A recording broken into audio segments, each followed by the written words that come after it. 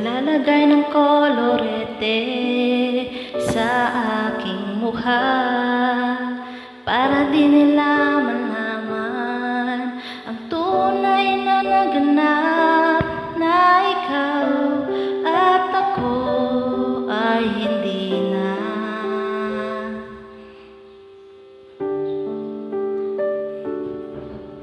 Iniensayo pang mga ngiti para di halata.